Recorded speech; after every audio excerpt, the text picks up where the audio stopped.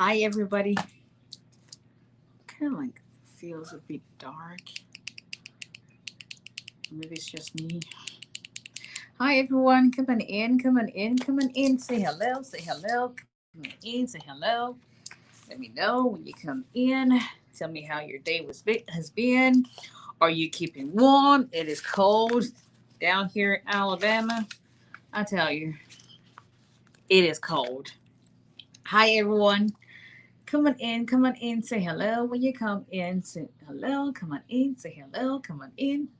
Hi, everybody.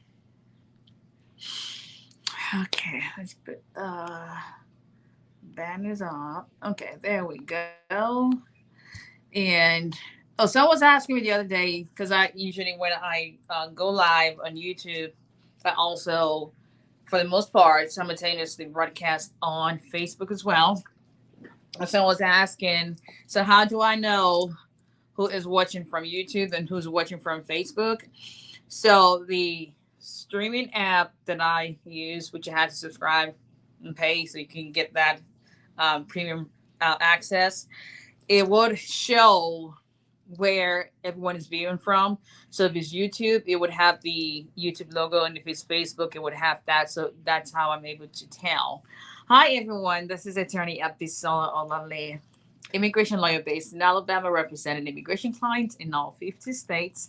If you've got an immigration case, my firm handles that case type. We can and do represent immigration clients, regardless of the state you live in. So let's talk immigration. Let's talk immigration. Tell me how your day has been so far. It has been, hello, Mr. Okwemi. How are you? It has been something here. I tell you, it is cold. Um, Now I'm trying to get back, or no, I'm trying. I am getting back to. You should see my desk, immigration style, because the last 2 weeks have almost been a blur because of the criminal trials that I had. Um, I tell you, there's no pressure like when someone's freedom is on the line. And I've been doing criminal defense for 5 years. It doesn't get better. It just, especially when their charge is killing someone else. Someone is potentially looking at decades in prison. So anyway, that's over for now. Um, Move on to the next thing. If you need to contact our office, number here is 334-341-4475. Visit our website at olalayalawfirm.com. Being good so far. That's listen. When there's life, there's hope. When God gives you a new day, you got to take the chance and just be grateful and make the best of it. So let's talk this evening, depending where you are. Is just 3:22 here in Alabama. Let's talk about I-751. What is it, and when do you file? I-751. What is it? When do you file? Who needs to file that? Let's talk in. You need to see my desk. I'm telling you. Can't show you the front of it, but it's been. It's been. I think USCI has just decided. Okay, this week we're going to work on cases from LLA law firm. I'm just going to, send them all their receipt notices and all. And I'm like, okay, yeah, I think you guys can do the mail like twice. But I ain't complaining because there's some clients that. Did you know that there's some states that would allow you to use receipt notices? I've got a few approval notices, different cases. There's some states that would let you use receipt notices to get a driver's license, open an account, whatever the case may be, depending on your state. You got to figure that out.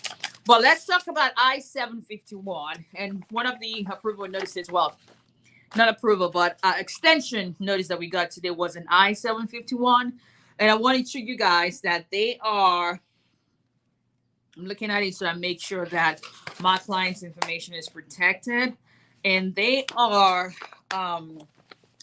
issuing 24 months extension for I-751. Just doing my due diligence and making sure they don't have their information out here in any way or capacity before I turn that over. Okay, good. So you would see the very first line. I don't know if you guys can see that real well. It says your condition of permanent resident status is extended for 24 months from the expiration date on your I-551. Now, keep in mind, it's from the date, expiration date from, so if your condition of residency terminates in November, terminated, November 30, and even if you file your case back in August, 3 months before, you don't count the 24 months from August. You start counting 24 months from that November 30 because that extends your status for the next 2 years. And so keep in mind, prior to September 4th, they were just issuing 18-month extensions. Beginning September 4, 2021, it now is a 24-month extension that pushes time into the future and helps people out because a lot of people it's taking them forever. And so based on that, they added the additional 6 months. So if you are someone whose case is still pending, you can either do an InfoPass appointment or call the 800 number, make an e-request and say, hey, I need to have, since September 24th, since my case is still pending, I know I'm able to get the 24-month extension. I don't have it. What do I need to do? But I-751, what is it? Who needs it? When do you file? What is an I-751? I-751 petition is what you file to go from a 2-year green card to a 10-year green card. It's filed only by people who are granted conditional residency. You will be granted a conditional residency if at the time of approval of your immigrant visa and or your adjustment of status, you're married to your green card holder spouse or citizen spouse is less than 2 years.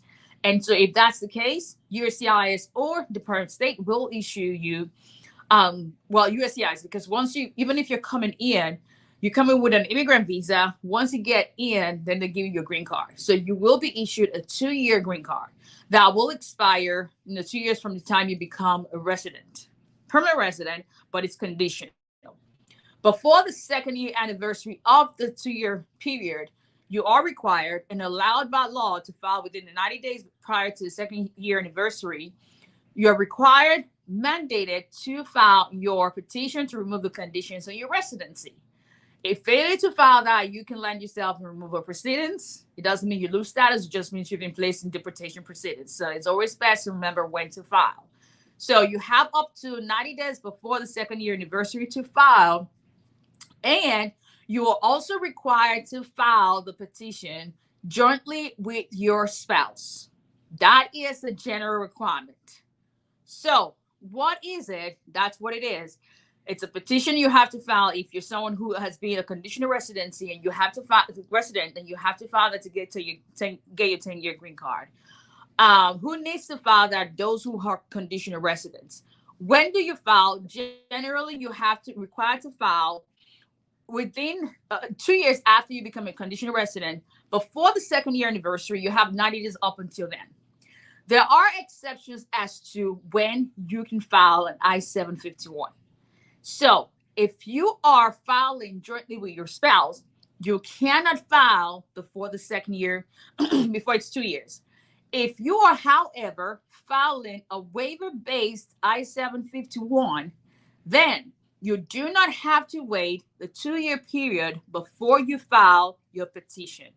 So, example, if you file, you're married, everything is fine, you're going to be filing jointly with your spouse, they're going to sign the petition with you, you cannot file the 751 to get your 10-year green card before 90 days prior to the 2nd year anniversary since you became a legal permanent resident, albeit conditional. If, however, you are filing the 751 by yourself, meaning it's going to be a self-petitioned, a self-based petition, then you do not have to wait 2 years. You're able to file your petition right after you become a conditional resident. So, say, for example, you become a conditional resident January 1st, 2022. February 1st, 2nd, 2022 comes around and you're suffering abuse, so you're being victimized or you're being abused verbally, whatever the case may be, by your spouse, you can actually go ahead and file your 751 based on abuse, even though you just became a conditional resident a month before, because the law allows you as a self petitioner of an I-751 to file and not have to wait, because the whole point of waiting is so you can file with your spouse. If you're not filing with your spouse, you can file your waiver base anytime after you become a conditional resident, and it will be, you will be interviewed just based on your what evidence you send to support your 751. So that's a 751 in a nutshell. I know that question, a lot of people, because I think one of the conversations I had today, and I have it very often, where people say, I'm coming on my second year anniversary, and things have really, really been bad since I actually became a conditional resident. So, but I know I have to wait, and I go, no, you don't have to wait 2 years if you're filing a self based petition based on a waiver ground. You don't have to wait 2 years. You can file that anytime after becoming a conditional resident. So if you need help with that or any other, thank you. Any other immigration cases that you have, contact our office. Contact information is scrolling across the screen. 334-341-4475. Visit the website. Let me put that back up. Let me see. olalayalawfirm.com. You would see immigration blogs as well. I usually try to download, past videos, because not everybody does social media, but I have some people who contact us through the law firm website, and to each their own. So wherever it is you decide to be, if you haven't followed us on TikTok yet, please do so. Instagram, subscribe to the YouTube channel, like your page, follow us on Facebook as well. Share this video, invite your friends and families to share.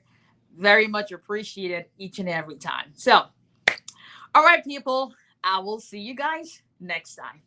Bye-bye.